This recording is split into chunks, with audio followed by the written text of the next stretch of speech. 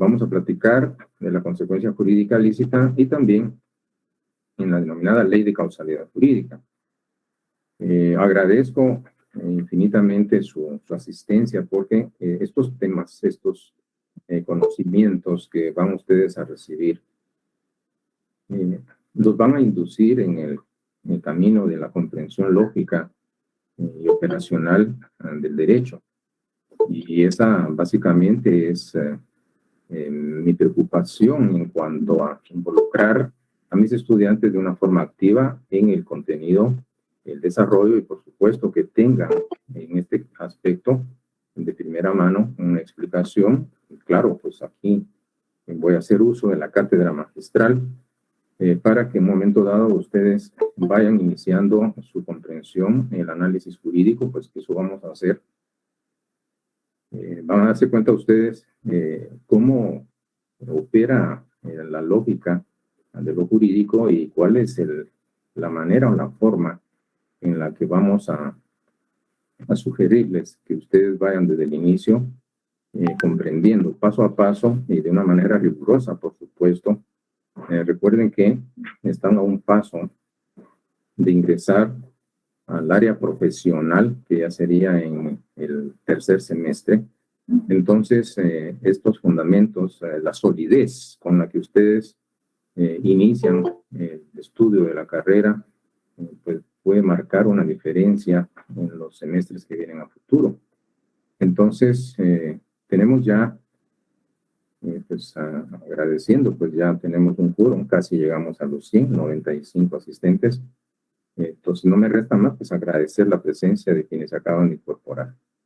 Bueno, entonces, volviendo al tema, vamos a ver la temática que se les propone en la pantalla. Claro, cuando nosotros vemos el contenido de nuestro programa, pues hay objetivos específicos. Y si ustedes han tenido bien verlos, pues esto gira en torno a definir, en este caso de una manera específica, los conceptos jurídicos fundamentales denominados para esta unidad formales. Claro, definir un supuesto, definir lo que es la consecuencia y platicar de la denominada ley de causalidad jurídica, generaría, por supuesto, una actividad que de alguna manera podría, en un momento dado, estar en un máximo de 5 y extralimitando el tiempo, 10 minutos. Pero voy a generar estos marcos teóricos que son necesarios, que ustedes lo comprendan, que entiendan de que el conocimiento que adquirieron en el curso de Introducción al Derecho 1 en el primer semestre, pues básicamente les va a presentar elementos a nivel cognoscitivo que les permiten comprender la temática que hemos estado abordando, y son conocimientos que ustedes no deben olvidar, deben estar presentes, y por supuesto, el primero sería la respectiva comprensión de los temas, y luego pues tengan por seguro de que no se les va a olvidar. Pues entonces, veamos lo que tenemos a continuación. Vamos a hacer en 2 etapas, 2 partes. Una pues sería la etapa que corresponde, en este caso, a lo que vamos a denominar generalidades en torno a conceptos previos que ustedes deben ya conocer. Pues vamos a platicar, en este caso, obviamente, de la norma jurídica. Recordemos algunos componentes importantes.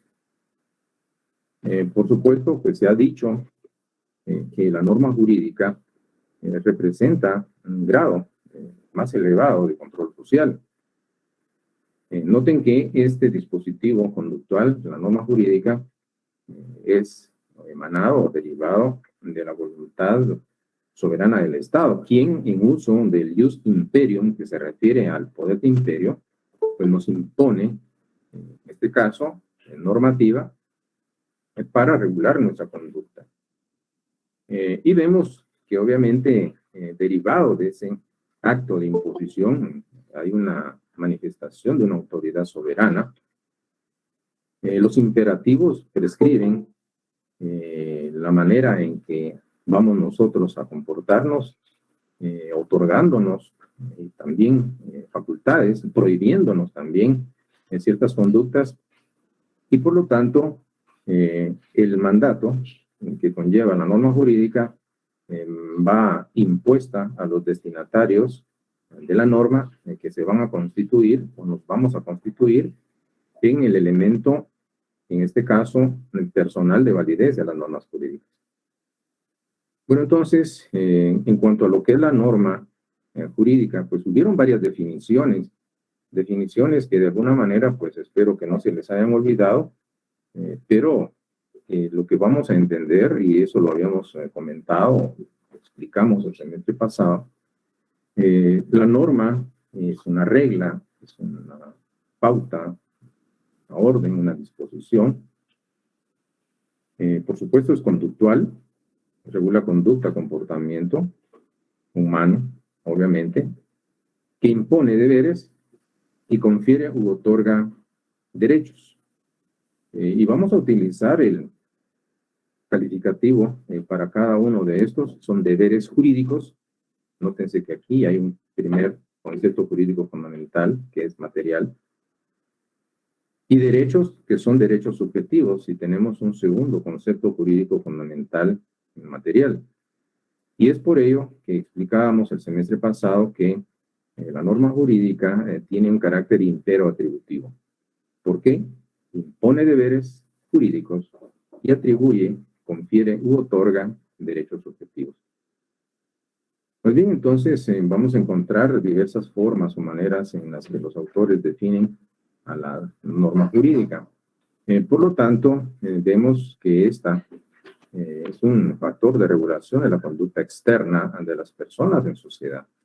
Ese precepto que tiene esa característica impero-atributivo, entonces regula comportamiento humano externo. Claro, dentro de este tema que explicamos en el semestre anterior, las normas sociales, pues hay una especie de las mismas y o son las normas jurídicas. Lo que nosotros vamos a encontrar es que hay reglas de conducta a nivel de normativa social que le interesa regular cierta faceta de la conducta humana. Para el caso de la norma jurídica, le interesa la conducta externa.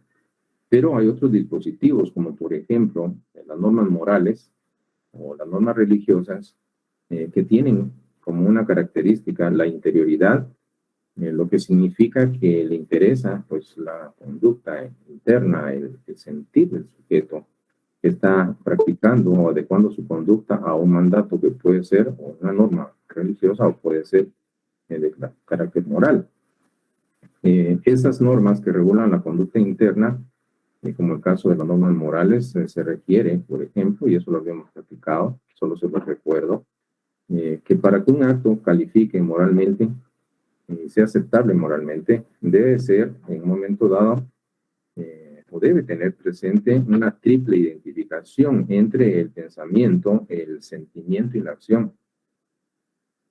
Desde el punto de vista moral, por ejemplo, no basta con realizar externamente lo que se pretende, sino que esa conducta sea un reflejo de la más pura intención del sujeto que lo realiza. Bueno, entonces, para el caso de la norma jurídica, al derecho le interesa la conducta externa, paguen sus impuestos y es más que suficiente. Y de esta forma encontramos en la explicación del por qué es la conducta exterior, la conducta que le interesa normar a este dispositivo conductual que a nivel social es la norma jurídica.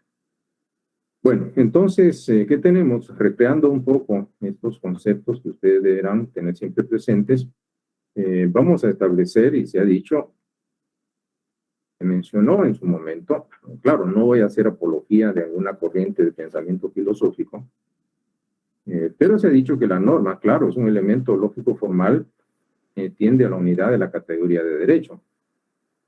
El derecho socialmente se expresa a través de la ley. La ley es una expresión formal del derecho en sociedad.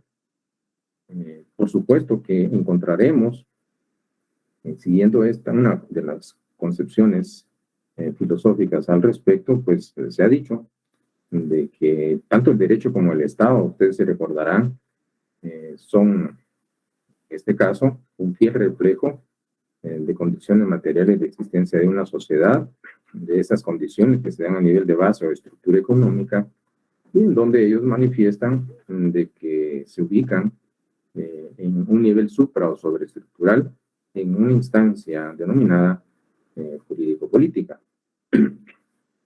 Esto entonces es una propuesta, no significa que deban aceptarla, pero lo interesante es que, por supuesto, la norma jurídica va a estar contenida en esa expresión formal del derecho, en su sociedad, que es la ley. Siendo así, pues va a estar a nivel supra o sobreestructural. Entonces, son elementos interesantes. Claro, ustedes pueden o no aceptar la corriente o concepción filosófica, pero también, antes mencionada, perdón, pero también les comentaba que habíamos visto que la norma jurídica presenta características que hacen que sea lo que es, y distinguen, son rasgos distintivos. Uno, pues tenemos la bilateralidad.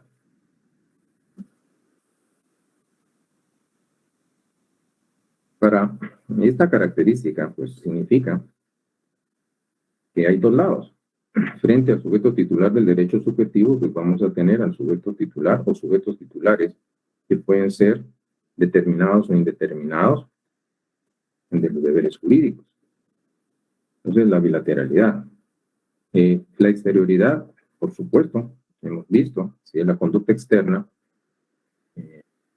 la que va a regular la norma de derecho, entonces este es un aspecto que destaca básicamente la conducta que socialmente se espera que cumplamos, que puede ser, perdón, positiva o negativa.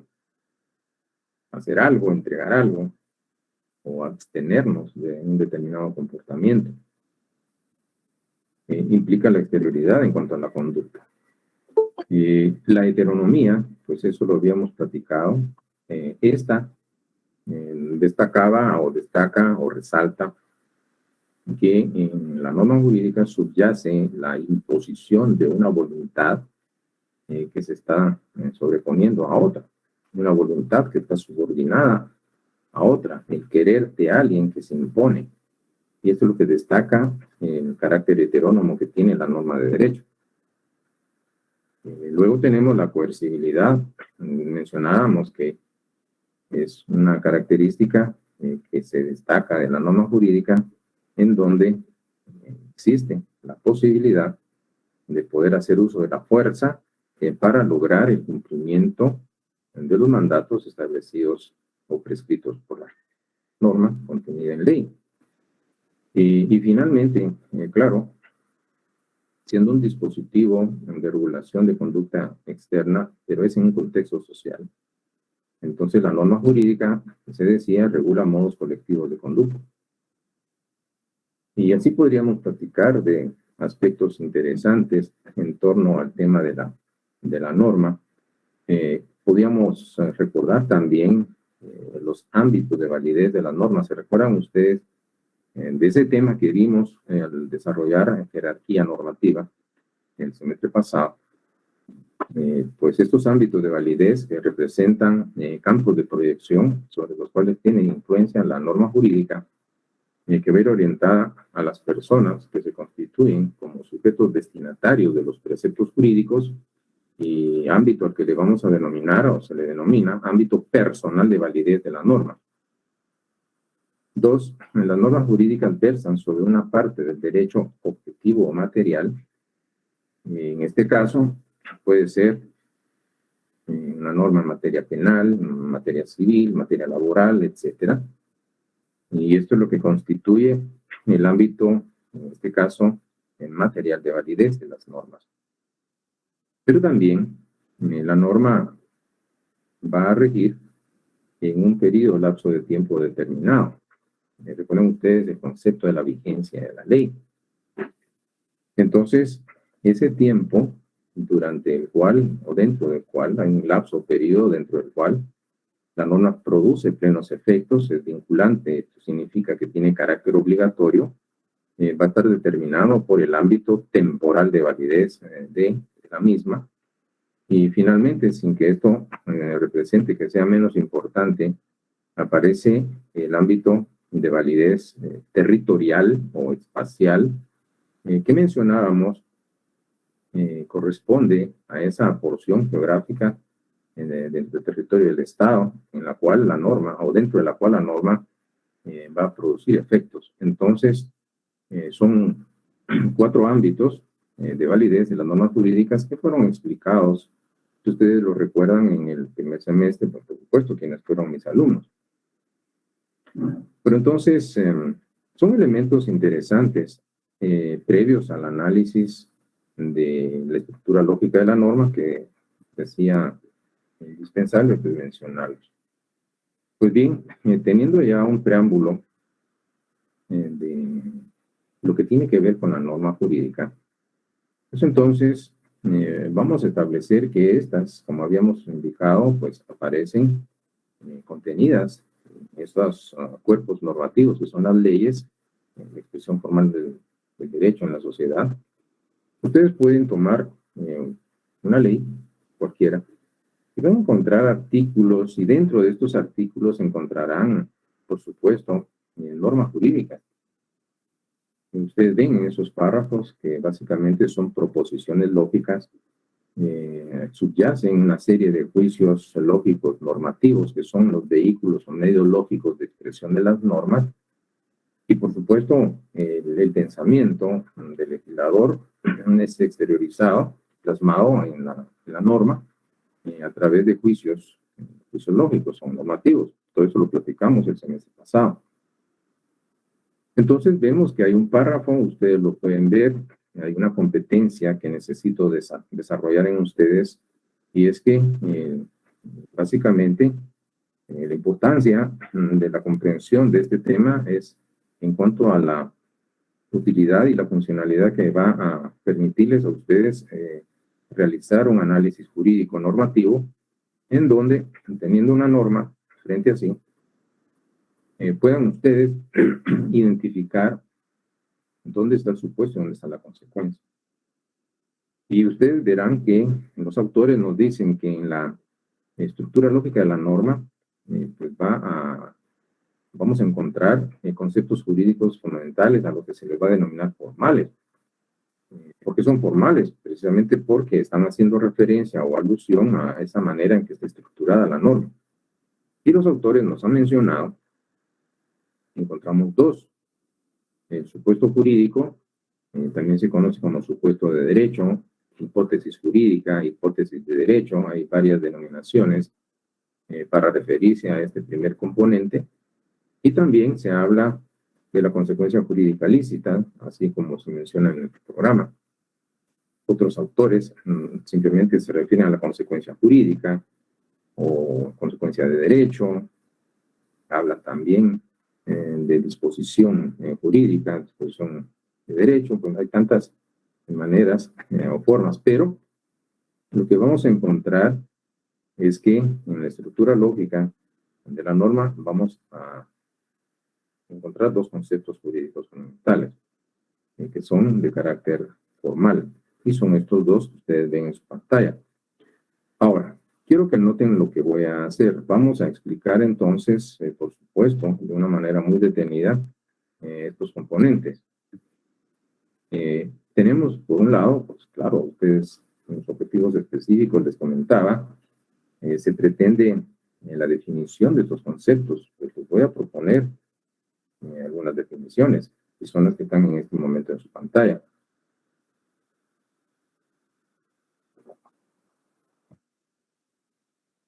El supuesto jurídico va a ser entendido, y aquí tenemos 2 propuestas de definición del profesor de Derecho Mexicano, Eduardo García Maínez. Hipótesis de cuya realización dependen que se actualicen las consecuencias establecidas por la norma. Creo que noten algo en esta definición. Si ustedes la analizan, van a encontrar un condicionamiento, porque existe una relación de dependencia entre el supuesto o hipótesis y las consecuencias. Si se da una relación de dependencia, esto significa que un elemento requiere necesaria o previamente la realización del otro para poder surgir. A contrario sensu, si no se ha realizado ese primer componente, no puede surgir el segundo componente. Esto es lo que destaca básicamente esa relación de dependencia que les acabo de mencionar. Ahora bien, en cuanto a ese segundo componente, que es la consecuencia jurídica, como concepto jurídico fundamental, el profesor García Maínez pues, nos indica que es la enunciación de un deber ser o de un derecho cuya existencia está condicionada, noten nuevamente, se destaca esa relación de dependencia, a la realización del supuesto. Y yo le agregaría, si me permite el ilustre jurista, a la realización previa del supuesto jurídico. Y ustedes van a encontrar una serie de definiciones de lo que corresponde al supuesto jurídico y a la consecuencia jurídica. Sin embargo, un punto importante es que ustedes puedan destacar esta idea central, y es que, así como están las definiciones, vamos a encontrar que hay una relación de causa a efecto, en donde hay una causa de cuya realización se produce un efecto. Por lo tanto, podríamos nosotros inferir que el supuesto jurídico, por supuesto, va a ser la causa de cuya realización depende el surgimiento de las consecuencias de derecho, que se traducen en un efecto, porque básicamente la consecuencia por sí misma es el efecto derivado de la realización del supuesto. Y cuando expliquemos en el último punto de esta unidad, la denominada ley de causalidad jurídica, pues yo les voy a detallar cada uno de los 3 bloques relacionales existentes en la denominada ley de causalidad jurídica. Pero por el momento me interesa que ustedes hasta este momento de la explicación tengan muy en claro por qué existe una relación de dependencia entre un componente y el otro. Porque podríamos decir de que toda vez que se realiza el supuesto se va a producir la consecuencia, o a contrario sensu, la consecuencia jurídica no podrá surgir si previamente no se ha realizado el supuesto. Quiero que ustedes enfaticen muy bien y que pongan atención en esto que les acabo de indicar, para poder distinguir, obviamente ya en el momento oportuno de un análisis jurídico, cuál es el supuesto y cuál es la consecuencia contenidas en una norma jurídica. Entonces, vamos a continuar en esta disertación. Este tema, por supuesto, son temas jurídicos que me interesa destacar a mis estudiantes, y vamos a hacer unos ejercicios prácticos para que ustedes vean ya en casos cómo es que opera la lógica operacional que hace referencia o involucra al supuesto jurídico y la consecuencia de derecho. Bueno, entonces continuemos. Veamos acá que hay diversos aspectos por explicar. ¿Por qué el supuesto es una hipótesis? Entonces la pregunta se plantea, ¿y qué es una hipótesis? ¿Ustedes qué entienden por una hipótesis? Claro, no van a ver el micrófono, simple y sencillamente, pues imaginen ustedes que es una hipótesis, que entienden ustedes por una hipótesis.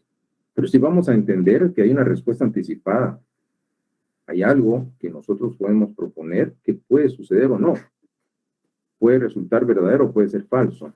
Y a través ya de la investigación desarrollamos y comprobamos en un momento dado la hipótesis planteada. Entonces, como respuesta anticipada, pues no va a ser necesariamente que la hipótesis que nosotros planteamos necesariamente se va a comprobar, puede ser de que no. Porque existe, destaco este elemento importante, un factor contingencial. ¿Qué implica esto? Que puede suceder o puede no suceder.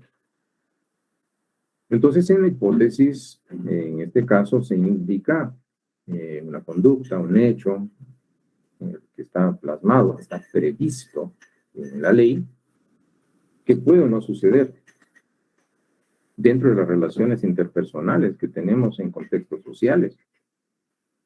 Ahora, son enunciados. Hay ciertas circunstancias que están previstas, que pueden suceder o pueden no suceder, pero están previstas. Están previstas.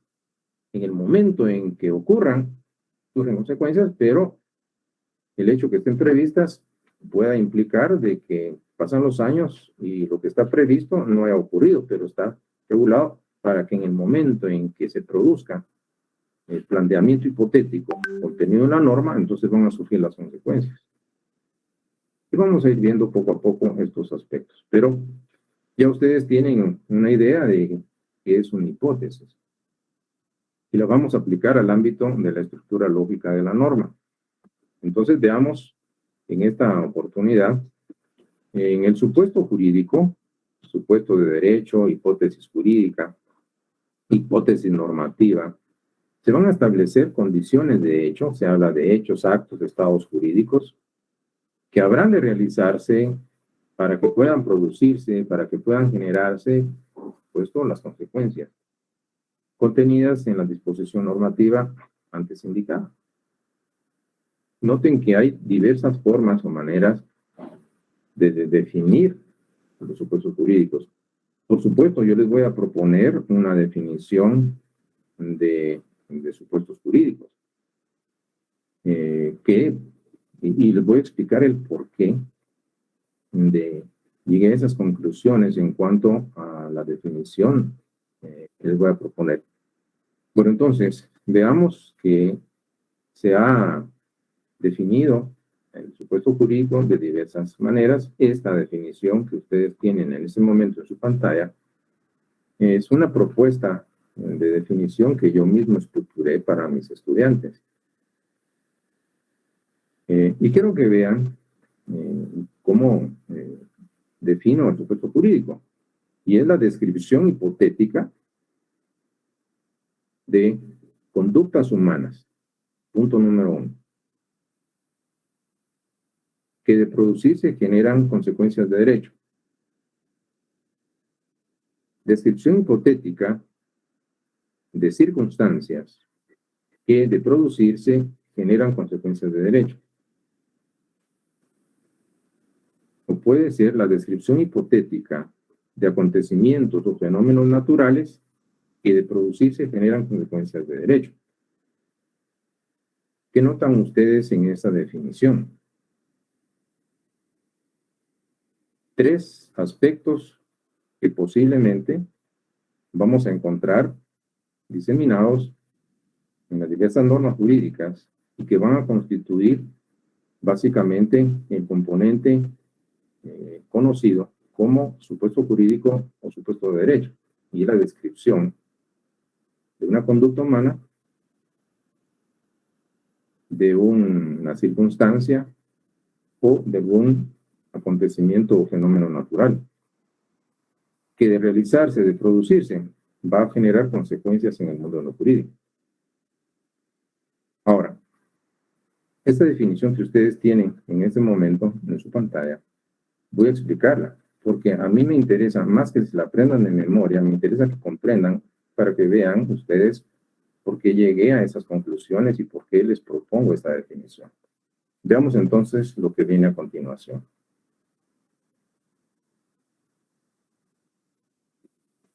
Entonces, establezcamos en lo siguiente. Descripción hipotética de conducta humana. Definición de supuesto jurídico. Descripción hipotética de conducta humana. ¿Qué ven en la imagen? Conducta humana. No se necesita, en un momento dado, pues, mayor profundidad para poder entender que aquí hay un comportamiento humano, un comportamiento que es calificativo, por supuesto, de delito. ¿Y qué viene a su mente con ver la imagen? Pues obviamente un robo, conducta humana. Nosotros vamos a establecer, en este caso, la descripción, en lo que ustedes pueden ver, por ejemplo, acá, en la conducta humana, pues podría comentarles algo interesante, que en el caso de nuestro Código Penal, y esto quiero que ustedes noten, vamos a generar una especie de análisis breve, por supuesto, jurídico, porque nuestro Código Penal básicamente contempla, hay norma en un momento dado jurídica relacionada con el robo. Y en este caso, pues lo que tendríamos básicamente es que el artículo, en este aspecto específico de nuestro Código Penal, que está vigente en torno al robo, es el artículo 251. El 251 de nuestro Código Penal, actualmente vigente, pues nos va a plantear algo que es importante, y es el hecho de que se describe hipotéticamente una conducta humana que va a ser considerada como robo. ¿Y quién comete robo? ¿Quién sin la debida autorización y con violencia? Noten ustedes que hay violencia anterior, puede ser simultánea o puede ser posterior a la aprehensión, tomare cosa mueble, total o parcialmente ajena. Entonces, tenemos en un momento dado la descripción hipotética de una conducta. Nuestro Código Penal, pues, califica esa conducta de realizarse como un robo. Ahora, claro, cuando se hace uso de arma, pues ya se agrava y hay un robo agravado. Pero voy a hacer un ejercicio con ustedes. Vamos a recrear algún escenario que me parecería pues necesario hacerlo con ustedes, y es el hecho de básicamente establecer o mencionar el otro escenario que podría ocurrir. ¿Y cuál será este? Imagínense que el sujeto, el propietario de este celular que ustedes vieron en un momento dado anteriormente, pues el sujeto va a un restaurante de comida rápida, ordena, se va a sentar en la mesa y se le olvida el postre o quiere ir a por el refil del agua gaseosa. Entonces se levanta y deja el celular sobre la mesa. Un sujeto se percata de la situación, viene, toma el celular y se lo lleva. Noten que aquí hay otra conducta y que de alguna manera lo que vamos a encontrar específicamente, vamos a ver estos aspectos interesantes. Esto genera que se da un hurto. Esto califica como un hurto. Y por lo tanto, vendría una pregunta obligada a seguir o a hacer. ¿Cuál creen ustedes que podría ser, obviamente, la diferencia entre un robo y un hurto? Si lo que nosotros necesitamos es, por supuesto, definir y establecer, en este caso, estos aspectos relacionados con los supuestos jurídicos, pues tendríamos que ver nuestro código, en este caso, por supuesto, penal, y acá lo que vamos a encontrar específicamente en cuanto al hurto, y esto es interesante pues poderlo entender, quiero que ustedes se den cuenta la diferencia y que pongan atención en estos aspectos. En el caso del hurto, pues lo vamos a ubicar en nuestro artículo 246 de nuestro Código Penal. Pero el hurto se define hurto. Quiero que escuchen esto. La conducta humana calificativa de hurto será aquella, en nuestro código nos dice, quien tomare sin la debida autorización cosa mueble, total o parcialmente ajena. Esto es un hurto. Ahora, ustedes están llevando la secuencia de la explicación. En este caso les preguntaría cuál es básicamente la diferencia que ven. Tienen el chat. Pueden escribir. Solo estaba viendo que están compartiendo algunos archivos con los estudiantes. Por favor, les pido responsabilidad en los archivos que están compartiendo, en las direcciones que aparecen. Veo un mensaje de Mónica por ahí. Desconozco el tipo de archivos que están compartiendo. Pero bueno, entonces, o tal vez me puedan ustedes hacer favor, o le preguntaría sí, disculpen que haga un paréntesis por acá. Mónica Melissa Hernández Vargas, pues compartió un archivo. Pues tal vez podemos aclarar de qué se trata. Pero bueno, Mónica Melissa, por favor, tal vez se me puede indicar qué es lo que están compartiendo. Bueno, entonces, mientras este aspecto se desarrolla, pues claro, Pedro acertadamente dice, bueno, no despojó el celular a la fuerza. Paula nos dice que no hubo violencia. Entonces, hay una conducta, y claro, ustedes se están dando cuenta de que puede haber un hecho, y cuando se califica como robo, es porque hay violencia, que puede ser psicológica, puede ser física, y que en un momento dado puede ser en 3 etapas o 3 momentos. Antes del despojo, durante el despojo o después del despojo. Entonces, acá el elemento importante es la violencia. Bueno, solo otro paréntesis. Melissa, por favor, Melissa Hernández Vargas, ¿me podría indicar qué están compartiendo en archivos en esta reunión, por favor? Segunda llamada, Melissa. Entonces, hay un punto importante. Quiero que noten lo que voy a hacer. El escenario. El sujeto en el restaurante de comida rápida dejó el celular sobre la mesa. Alguien se percató, lo tomó, lo introduce. Pero, veamos el caso. El propietario se da cuenta de que le han tomado su vehículo, su celular. Entonces, él reacciona. Y en el momento en que reclama, el sujeto que tomó el celular desenfunda una pistola y el propietario se detiene. En ese planteamiento,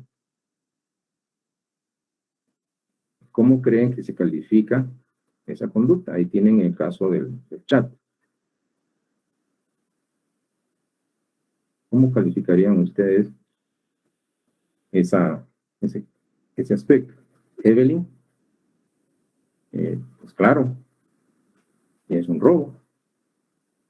Giselle, sería un robo. Mónica Melissa, tercera llamada, por favor, me indican el tipo de archivos que están compartiendo. Entonces, a ver, Mónica, ya que está usted ahí atenta, es robo, solo con una O. Entonces, en este aspecto, si no puede el micrófono, Melissa, pero también me escribe, sí, me interesa que sean responsables con lo que comparten en clase, por favor. Entonces, sí, disculpen mis amigos y amigas. Mónica indica acá, compartí un archivo de HAM con esta reunión, entonces, por favor, sí les encargo que me indiquen que están compartiendo en el momento dado, por favor, para establecer que sea exclusivamente para aspectos académicos. Entonces, Mónica, si no activa su micrófono, no importa, es en el chat que me indica lo que se está compartiendo, por favor. Entonces, espero el informe Mónica Melissa Hernández Vargas, por favor. Bueno, entonces, vamos a establecer de alguna manera que ustedes se van dando cuenta que aquí hay algunas diferencias y que ustedes entendieron de que hay una conducta que hipotéticamente está descrita y que obviamente va a calificar. Sí, Mónica, me indica, perdonen mis amigos, es que aquí en el chat me indica que a las 15:04 Mónica Melissa Hernández Vargas compartí un archivo de ham con esta reunión y aparece una dirección, en este caso HTTPS. Entonces, la única duda que me surgió, Mónica, el hecho de que está compartiendo algunos aspectos en la reunión. Entonces, es importante la responsabilidad en lo que están ustedes haciendo. Para que, sí, disculpen, no es por importunar a nadie, pero es por garantía y seguridad en un momento dado de la cátedra en cuanto al contenido que pueda llegar a los alumnos a través de los usos oficiales de esta plataforma. Más que todo es por esto, Mónica, no es por otra situación. Entonces, el chat es para publicar aspectos relacionados, obviamente, con el tema de la clase, y es por eso que hice esta interrupción. Espero que esto no vuelva a ocurrir, por favor. Bueno, entonces, lo que vamos a tener acá, entonces, es lo siguiente. Ustedes pueden darse cuenta que aquí podemos ir practicando, pero ya se dieron y se percataron de que hay una conducta, un comportamiento. Entonces, y que va a ir variando. Entonces, porque uno hecho puede calificar como hurto y otro puede calificar como robo. Pero uno de ustedes se preguntarán, bueno, ¿y qué diferencia puede haber entre uno y otro? Pues en el caso del hurto, el 246 de nuestro Código Penal establece una pena de prisión de 1 a 6 años. Y obviamente para el caso del robo, 1 a 6 años para el hurto, pero para el caso del robo, en un momento lo que vamos a encontrar será una pena de 3 a 12 años. Y si es un robo agravado, entonces puede ser de 6 a 15 años. Y esa es la gran diferencia que puede darse con respecto a un hurto y un robo. Bueno, ahora, lo que tendría en un momento dado es que en nuestra explicación del por qué estamos diciendo de que básicamente, pues, lo que vemos, esa conducta humana está descrita hipotéticamente, es porque en la definición nos dice, pero también la definición, si ustedes se dan cuenta, descripción hipotética de alguna circunstancia. Veamos un ejemplo, y lo primero que les viene a la mente cuando ven esta imagen, ¿qué es? Claro, regreso acá. Lo que van a ver, pues ahí está el pastel de cumpleaños, ahí pues, si no lo logran ver, pues aparece un 18. ¿Qué significa para nuestro medio? Pues cumplen la mayoría de edad. Cumplen la mayoría de edad. De esta manera, el cumplimiento pues no va a depender de nuestra voluntad. Entonces, esa circunstancia de cumplir 18 años, esto va a generar, y aquí vamos a recordar nuestro Código Civil, el artículo 8, la capacidad para el ejercicio de los derechos civiles se adquiere por la mayoría de edad. ¿Quiénes son mayores de edad? Los que han cumplido 18 años.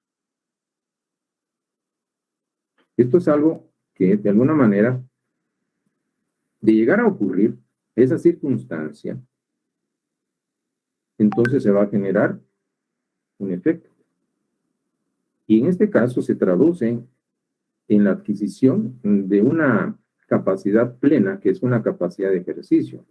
Claro, lo que vamos a ver es que la capacidad jurídica, siendo atributo inherente a las personas individuales, desde el nacimiento la tenemos, pero cuando llegamos a los 18 años, esta capacidad adquiere la dimensión de ejercicio, una capacidad que nos permite a nosotros mismos poder ejercitar nuestros derechos, cumplir, por supuesto, de manera directa con nuestras obligaciones. Entonces, ahí se describe en el artículo 8 de nuestro Código Civil una circunstancia. Quien cumpla la mayoría de edad o quien cumpla 18 años de edad.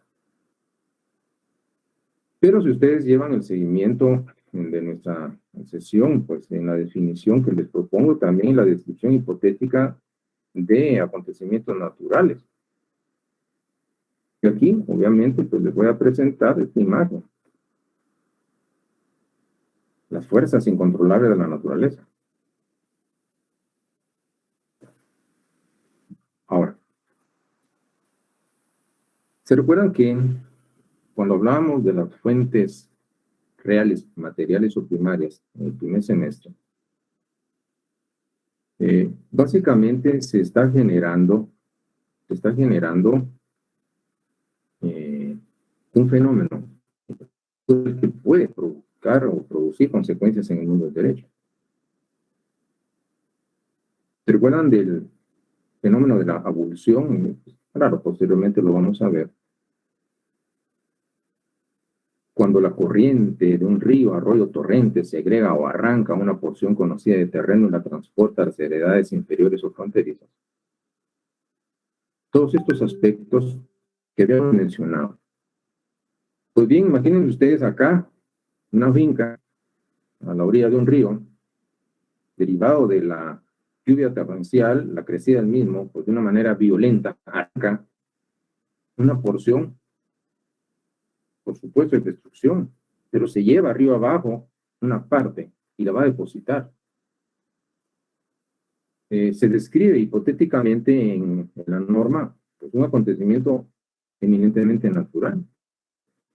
Y quiero que entiendan que aquí no va a ser la mano del hombre, sino es la fuerza incontrolable de la naturaleza, la única que puede realizar el supuesto jurídico contenido en ese artículo, por ejemplo, 676, que se refiere al fenómeno de la denominada abulsión. Bueno, entonces, han visto hasta este momento por qué, y les estoy dando los elementos para que ustedes entiendan esa definición que en un momento determinado les propuse. ¿Qué significa? Que allí en donde ustedes, al tomar en una norma jurídica y analizar la estructura lógica de la misma, donde encuentren que se está describiendo hipotéticamente una conducta humana, pues ténganlo por seguro que ahí están en presencia del supuesto jurídico. O donde encuentren ustedes que hipotéticamente se describe alguna circunstancia, pues tengan en un momento a la plena certeza de que ese sería el supuesto jurídico. O podría ser el caso de que lo que se describe hipotéticamente es un acontecimiento o fenómeno natural que de producirse genera consecuencias, entonces van a tener un supuesto jurídico. Bueno, entonces continuamos por acá. Podríamos ver en el caso ya del análisis jurídico, en el caso del Código Penal, el 123 de nuestro Código Penal, comete homicidio quien diere muerte a alguna persona. Al homicida se le impondrá prisión de 15 a 40 años. Ahora, ustedes podrán darse cuenta de algo acá. En esa parte que se encuentra subrayada y destacada en amarillo, se destaca el supuesto jurídico. Algo tiene que ocurrir para que se genere un efecto. Y en este caso, vamos a establecer, sí, la abulsión está en el 676 Código Civil, debe en un momento dado, en el Código Civil, perdón, no sé si en un momento dado hubo algún lapsus, en el Código Civil está la abulsión 676. En el Código Penal, en el 123, pues tenemos en este caso la respectiva del delito de homicidio. Noten que aquí se describe esa conducta. Ahora, nosotros podemos encontrar en un momento dado, en el artículo 8, pues aquí vemos una circunstancia. Anteriormente, pues hablamos del Código Penal, hay una conducta humana, en el civil, hay una circunstancia en el 8. Quiero que noten que aquí les presento el texto, por supuesto, completo del artículo 8 de nuestro Código Civil, pero se está dando una parte, se destaca, Eso que ustedes tienen destacado en amarillo y está subrayado es el supuesto jurídico. Si ustedes lo leen, van a encontrar algo interesante, y es que nuestro artículo 8, pues contempla, pueden ver, hay 3 secciones en donde se está realizando, destacando la parte hipotética. En el caso de que se cumpla con la mayoría de edad o por la mayoría de edad, vamos a adquirir la capacidad para el ejercicio de los derechos civiles. ¿Qué es lo que ocurre al cumplir 18 años? Un efecto, y es la adquisición de la capacidad de ejercicio. Es una variante o variable de la capacidad jurídica. ¿Quiénes van a ser, en este caso, considerados mayores de edad? Los que han cumplido 18 años.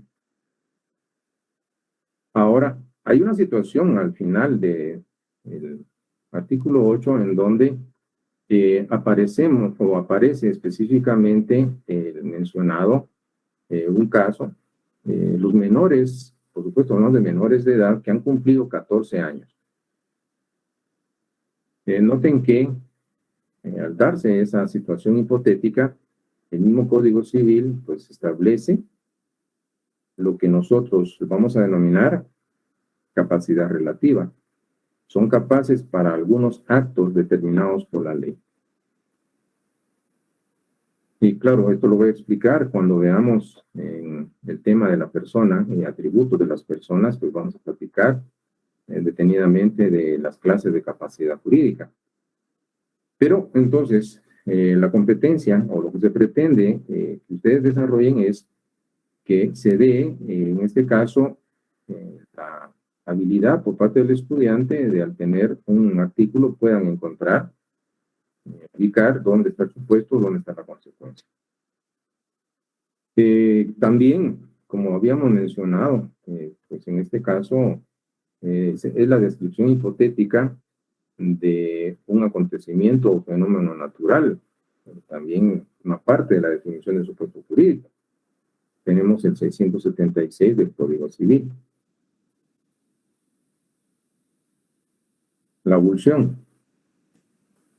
Noten que acá lo que se pretende es estar en la capacidad y por lo tanto se desarrolla una competencia deseable en ustedes de poder ubicar y localizar el supuesto. Y podemos ver que se establece cuando la corriente de un arroyo, torrente o río segrega, esto es arranca, de su ribera una porción conocida de terreno y la transporta a las heredades fronteras o a las inferiores. Y hasta ahí nos quedamos. De ocurrir esa situación, que definitivamente la única capaz de poder realizar, materializar o concretizar ese supuesto es o son las fuerzas incontrolables de la naturaleza. Nadie más que la misma naturaleza podría realizar ese supuesto. Claro, a través de lo que nosotros le denominamos hecho jurídico, físico o natural. Pero luego ven ustedes que hay otra parte que está destacada en amarillo y está subrayada, que dice, pero si dentro del término de 6 meses no ejercitare su derecho, y nos quedamos hasta ahí. ¿Quién? Pues estamos hablando del propietario de esa porción arrancada, y él no reclama su derecho. Entonces, lo que va a ocurrir es un efecto. ¿Y cuál es el efecto? Que va a perder, en este caso, su derecho. ¿A favor de quién? Del dueño de la finca donde se fue a incorporar esa porción arrancada. Y podrán entonces darse cuenta que en ese artículo 676, que se refiere a la abulsión, la única que puede generar o provocar, materializar o concretizar ese supuesto es o son a través de un acontecimiento o fenómeno natural. Y en el segundo aspecto, claro, hay una conducta humana, sí, hay una omisión, pues el propietario no reclamó, no quiso hacerlo por X o Y motivo, no demostró interés, entonces va a perderlo, pero es una conducta de él, no reclamó. Pero la primera parte requiere exclusivamente la participación de las fuerzas incontrolables de la naturaleza. Porque imagínense ustedes que fuera el siguiente caso. Una persona pues tiene un terreno, pues son vecinos, y colinda con otro también, un río que es navegable, y como su terreno es pequeño y el vecino tiene más terreno, pues viene y contrata una retroexcavadora, camina de volteo, y va a socavar el terreno del vecino y va a pasar de su lado y va a presentar y va a agrandar su terreno. Y esto ya sería una acción humana y por supuesto una acción delictiva. Entonces no es así como en un momento dado se va a realizar la abolición. Solo la naturaleza. Y esa es la explicación del por qué se estructura en la definición estos tres componentes, que es la conducta humana por un lado, una circunstancia por otro y finalmente un acontecimiento o fenómeno natural. Bueno, entonces continúo por acá, pues platicamos de algunos aspectos importantes. Se ha dicho, y esto es para que ustedes lo reflexionen, que ni la conducta humana, ni las circunstancias o los acontecimientos naturales por sí mismos, esto es, aislados, sin estar contenidos o contemplados en la norma, pueden, en este caso, generar derechos y obligaciones. En otras palabras, por sí solos, sin estar contenidos en la ley, van a poder generar consecuencias de derecho. Porque si el legislador no prevé la conducta y no la plasma en un supuesto, la circunstancia o el fenómeno o acontecimiento natural y le atribuye consecuencias en caso de realizarse, entonces esa conducta, este acontecimiento o circunstancia, por sí mismo no la pueden producir. ¿Por qué es jurídico el supuesto? Porque está contenido en una norma. Y si no está contenido en la norma, pues no va a poder producir efectos o consecuencias en el mundo de lo jurídico. Entonces, vemos que la fuerza creadora de esos derechos y esas obligaciones no depende de la conducta en sí, no depende del acontecimiento en sí mismo, ni de la circunstancia, sino se deriva de que estén contenidos en la ley y haya un supuesto jurídico, una norma jurídica que los establezca.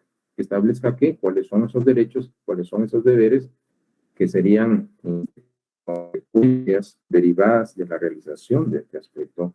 En un momento dado, pues estamos hablando de la conducta de la circunstancia o del fenómeno natural.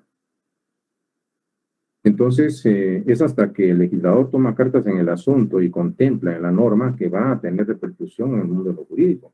Porque puede haber un hecho que está impactando a la sociedad y socialmente genera una necesidad, y es sentida, pero si el legislador no crea la norma, entonces no puede producir un efecto. Se requiere la incorporación que esté previsto en un supuesto normativo ese tipo de situaciones para que puedan generar consecuencias en el mundo del derecho. Y a eso es a lo que se refiere la explicación que tienen ustedes en su pantalla en este momento. Bueno, entonces, ¿qué tenemos acá? Solo en cuanto a la norma les da ese poder, podrán producir consecuencias. Y las consecuencias jurídicas o las consecuencias de derecho, como lo vamos a ver, pueden traducirse en 4 aspectos. Dar origen al nacimiento, puede ser la modificación, puede ser la transmisión o puede ser la extinción de derechos subjetivos y de deberes jurídicos u obligaciones. Entonces, claro, vamos a platicar de ese otro segundo elemento lógico estructural como lo es el supuesto jurídico. Entonces, ¿qué tendríamos por acá en este aspecto? Pues lo que vamos a encontrar específicamente es en cuanto a la clasificación que puedan tener los supuestos jurídicos. Si ustedes se dan cuenta, en el caso de los supuestos jurídicos, podemos tomar un primer criterio de clasificación y es el que en cierto momento genera por la cantidad de hipótesis contenidas en la norma. Y esto va a generar de alguna forma que aparecen por un lado los conceptos jurídicos simples y por otro lado los conceptos jurídicos compuestos o complejos. Si es así, entonces los que son simples contienen una sola hipótesis y los que son complejos o compuestos son los que tienen dos o más hipótesis. Veamos entonces en cuándo estamos en presencia de uno y cuándo estamos en presencia de otro. Los simples, pues se ha dicho por su propia definición que son aquellos supuestos que tienen una sola hipótesis. Ejemplos, pues ahí tenemos en el caso del artículo 8, ese primer párrafo que hemos mencionado del mismo, que nos indica que la capacidad para el ejercicio de los derechos civiles se adquiere por la mayoría de edad. ¿Qué se necesita que ocurra para adquirir la capacidad de los derechos civiles? Pues simple y sencillamente cumplir 18 años. ¿Qué significa todo esto? ¿Cuál es el supuesto? Pues ya lo mencioné. Quien cumpla la mayoría de edad o quien cumpla los 18 años. La norma no está requiriendo, para que pueda generarse esa consecuencia, otra condición. Entonces basta con que se cumplan los 18 años para que nazca para ese sujeto la capacidad para el ejercicio de los derechos civiles. Dentro de esta clasificación, pues claro, pues vamos a encontrar también en el caso de materia penal, el 123 del Código Penal. Homicidio. ¿Quién comete homicidio? ¿Quién diere muerte a alguna persona? Noten que aquí aparece un supuesto jurídico que es simple. Dar muerte a alguna persona. Ahora bien, dentro de la clasificación, pues hemos mencionado de que el supuesto es este, quien diere muerte a alguna persona. No hay otra condición, y esto constituye un homicidio. Y en el caso de los complejos o compuestos, ¿qué se dijo? Aquellos que contienen dos o más hipótesis, más de una hipótesis. Ejemplo, en materia civil, podemos ver en nuestro Código Civil el artículo 5. El que constante y públicamente use un nombre propio o apellido distinto del que consta en su partida de nacimiento, o use incompleto su nombre, u omita alguno de los apellidos que le corresponden, y lo dejo acá. Noten ustedes algo interesante, que en esta parte que destaco, se están describiendo algunos aspectos interesantes que de ocurrir van a generar, por supuesto, consecuencias, que sería el derecho de poderse identificar a través de una declaración jurada. Por supuesto, ante el notario público, porque esto es ante o por medio de escritura pública. Ahora, la norma que ustedes tienen en este momento, quiero que vean que aparecen aspectos muy importantes, tales como, en primer lugar, debe darse esa condición que debe ser constante y públicamente. La constancia implica repetición, continuidad, de identificarse o de hacer esto que se prescribe. Y que sea público es de que sea de conocimiento del contexto social donde la persona forma parte. Entonces debe haber constancia, pero también debe haber publicidad. Puesto que una persona podría usar un nombre distinto y lo puede hacer constantemente dentro del seno de su hogar, pero fuera de él nadie sabe que utiliza un nombre distinto. Es constante, sí, pero no es público. O podría ser, y es muy clásico y tradicional en el interior de la República, en diversos municipios, pues en la semana de feria del pueblo, en la elección de la reina del lugar, pues aparece por ahí un joven, pues ya va a desarrollar dentro del elenco artístico, lo presentan a declamar, a cantar o alguna otra disciplina, y él pues se hace llamar de manera distinta a la que consta en su partida, y lo hace público, pero lo hizo una sola vez. Entonces, fue público, sí, pero no fue constante. Entonces, noten que la condición hipotética es esta. Debe haber constancia y debe haber publicidad. ¿Y qué es lo que puede hacer? Usar un nombre propio distinto. O él puede usar un apellido distinto. O él puede usar incompleto su nombre. O él puede omitir alguno de los apellidos que le corresponden. Entonces, vamos viendo de que en ese contexto puede entenderse que el supuesto de entrada nos está exigiendo que ese uso sea constante, pero también debe ser público. Entonces, no basta que sea constante sin público y no basta que sea público sin ser constante. Y se dan todas estas variantes para entender que hay dos o más hipótesis contenidas en ese supuesto. Y por eso es complejo o compuesto. Esto es en materia, podemos decir así, civil, pero en caso de materia penal, podemos ver como ejemplo el artículo 132 del Código Penal relativo al delito de asesinato. ¿Quién comete asesinato? En el 132 encontramos esto.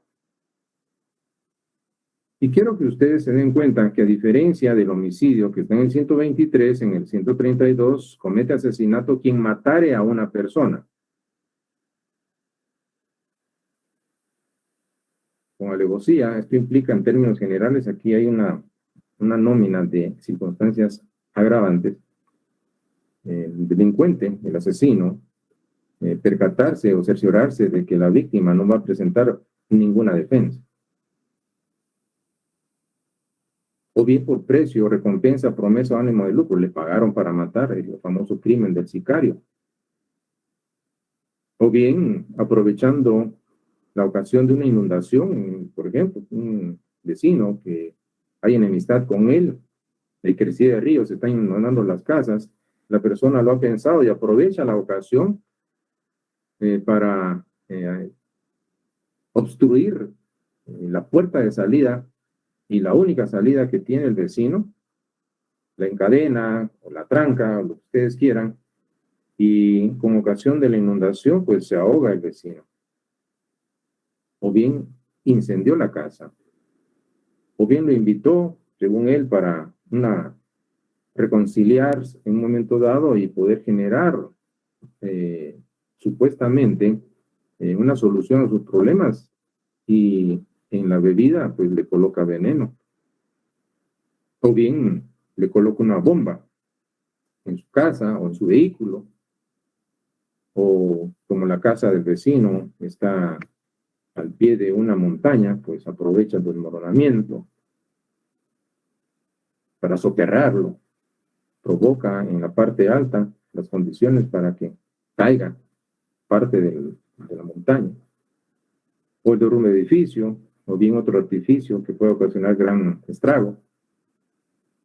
Comete asesinato si mató a una persona, pero con premeditación conocida, entonces tuvo el tiempo suficiente para deliberarlo, y él, por supuesto, ejecutó fría y también reflexivamente algo que anteriormente ya había planificado, con ensañamiento, actuar con saña, causar un sufrimiento mayor, o con impulso de perversidad brutal, lo descuartizó. Y así ustedes van a darse cuenta de que hay circunstancias que van a calificar un hecho como asesinato y no como homicidio. ¿Y cuál es la diferencia que ustedes pueden ver entre uno y otro? Pues claro, estamos viendo de que en el homicidio es un supuesto jurídico simple y en el asesinato es un supuesto jurídico complejo o compuesto. Ahora, ¿qué les podría comentar acá? Les voy a presentar, y creo que por cuestiones de tiempo, pues por acá vamos a podernos ir quedando. ¿Quién comete homicidio y quién comete asesinato? Y aquí destaco, en este caso, lo que aparece en un momento dado en el artículo 123 y en el 132. En el chat, por favor, ¿qué diferencia ven ustedes entre la conducta constitutiva de homicidio y la conducta constitutiva de asesinato.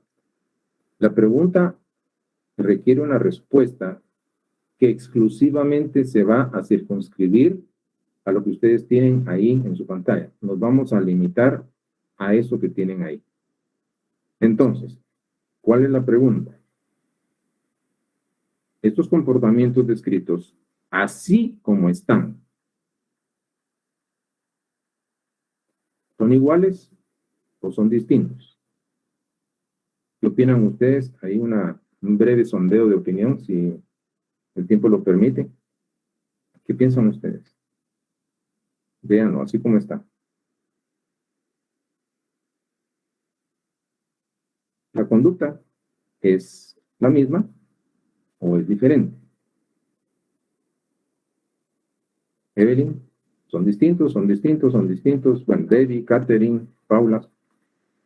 Bueno, y la pregunta es, ¿por qué?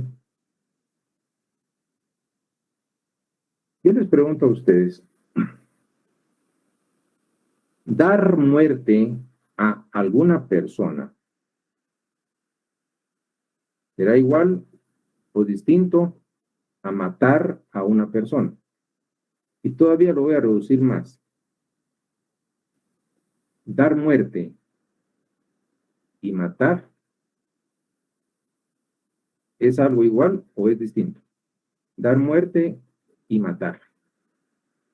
Todavía lo reduzco. Son distintos. Dicen ustedes. Ahora, ¿están seguros de lo que están diciendo?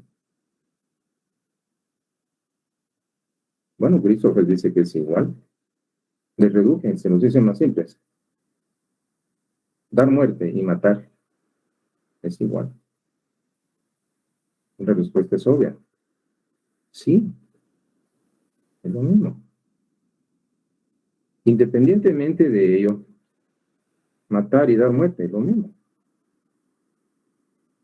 Claro, los que dijeron que es distinto, y con eso creo que nos vamos a ir quedando, pues pensaron, sí, que las condiciones, la alevosía, sí, pero yo les dije que se limiten solo a lo que está acá escrito, a nada más. Nada más tenían que hacer. Lo que ocurre es que, por supuesto, hay ciertos calificativos que hacen que el asesinato, y de hecho, pues en la doctrina se dice es homicidio calificado, pero asesinato y homicidio en nuestra legislación penal van a tener esas diferencias, que en el asesinato existen, por supuesto, circunstancias agravantes que hacen que el delito sea más grande, de mayor gravedad. De hecho, las penas para el homicidio, 15, 40 años, pero para el asesinato son 25 a 50. Pero entonces, ¿qué tenemos por acá? Porque ya no tenemos, mis estimados amigos, pues tiempo. De esta manera, entonces, quiero agradecerles específicamente en un momento dado, pues su asistencia, su participación. Disculpen las interrupciones que hubieron, pero sí, les voy a encargar mucho de que todo aquello que ustedes compartan a través de sus espacios virtuales sea con responsabilidad. Veo que hay un mensaje ahí. En un momento dado, pues desconozco si fue por error que se hizo o fue intencional. Disculpen, es una duda razonable, porque si hay un texto ahí y hay una dirección pegada. Entonces, por favor, mis estimados amigos, pues espero de que usen los espacios apropiadamente y que no haya un uso indebido de estas plataformas virtuales. Y así es que en su momento, pues voy a investigar ese enlace publicado al que se refiere, pero les encargo que tengamos en un momento dado, pues la responsabilidad, ustedes donde están, yo donde estoy, por supuesto, les agradezco su atención, su paciencia, y por aspectos de tiempo, pues entonces voy a dejarlos hasta acá. Les deseo éxitos en sus labores. Gracias por su asistencia puntual. Y nos vemos entonces la próxima semana. Les deseo feliz tarde. Marisol, pues tiene una pregunta. Le escucho, Marisol. Lick, perdone la molestia para los temas para la...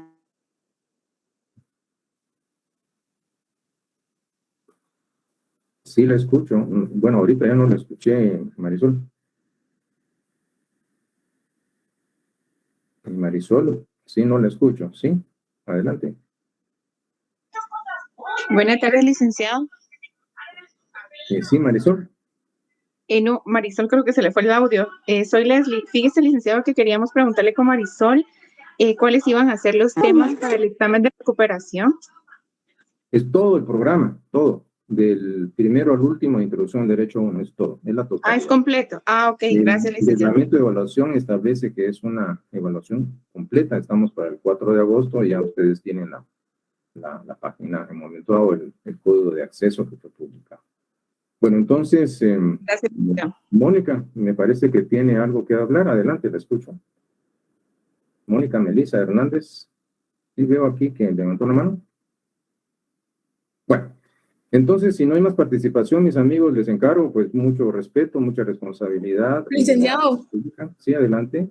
Perdone, es que iba a tomar apuntes en mi computadora y accidentalmente mandé la hoja, pero sí fue un error. Perdone, licenciado. Sí, no tenga pena, Mónica. Sí, lo que pasa es que si hay un texto ahí que usted dice que compartió, o sea, que da la idea de que está avisando a sus amigos que lo hizo y que lo publicó usted. Entonces, por favor, entonces, no es por nada malo, Mónica, simplemente pues me llama la atención cuando hay mensajes de ese tipo y pues solo les encargo un buen uso. No estoy cuestionando, no estoy juzgando, solo decirles que hagan un buen uso porque yo veo el mensaje, pero no tengo el tiempo para poder venir y establecer de qué se trata. Claro, voy a investigar de qué se trata porque está un enlace, pero les encargo para evitar que haya malas interpretaciones. Más que todo es por eso, Mónica, usted ha sido constante desde el primer semestre, entonces solo es para establecer el buen uso que se da de estas herramientas.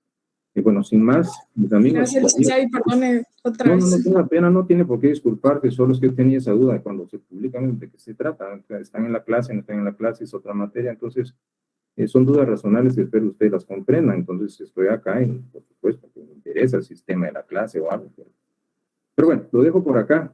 Tienen compromiso con el segundo periodo, pues gracias por su asistencia, pues esperamos que en la próxima sesión pues estén ustedes presentes y les deseo feliz tarde. Hasta pronto y Feliz tarde, licenciado. te cuido mucho. Gracias.